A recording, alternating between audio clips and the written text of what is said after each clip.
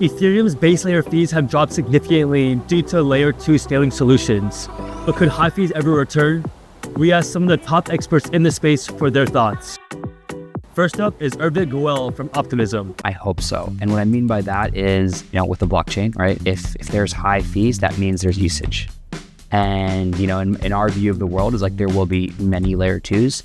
And we do think that they will generate enough demand for the ultimate settlement layer, which is Ethereum. Next, we asked Stephen Goldfeder from OffChain Labs, the developer firm behind Arbitrum. There's no daylight between Ethereum's layer 1 and its layer 2s. We're all working to a unified goal of creating that capacity for this surge that we're seeing, and I believe will only continue to accelerate them. So yeah, there may be times where we've created excess capacity, and now transaction fees are lower on layer 1 and there's less demand there. But ultimately, I think in order to scale, we're going to need a super performant layer 1 and a really performant layer 2s on top of that. Omar Azar from Matter Labs, the company behind ZK Sync, thinks we could see higher fees under certain conditions. Potentially. I mean, I think we still haven't seen the blobs get fully congested. ETH is still going to be the most secure base layer, right? Between all the L2s.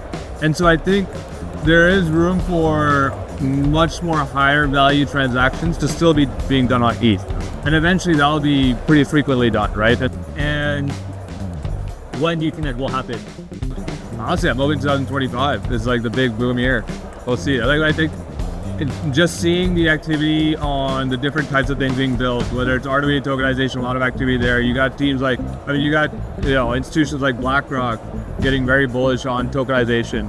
On the consumer side, obviously, you've got Coinbase and Base going very heavy on commerce.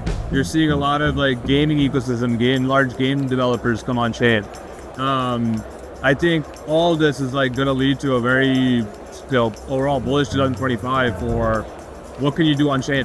Finally, Alexandra MSI from P2P offers his thoughts. Well, today, if you have, a big chunk of users, and more than chunk of users, like a big adoption in place, I think it's net. I mean, in the sense that right now L1 is not able to scale on those levels, and that's why the whole L2 roadmap came into play. So I think today, if it happens, yes.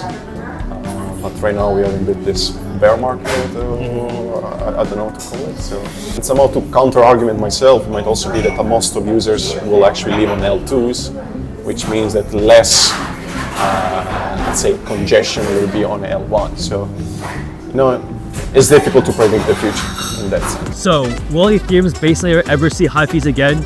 The experts seem to think it's possible, especially as layer 2s grow and drive more activity. What do you think? Let us know in the comments below.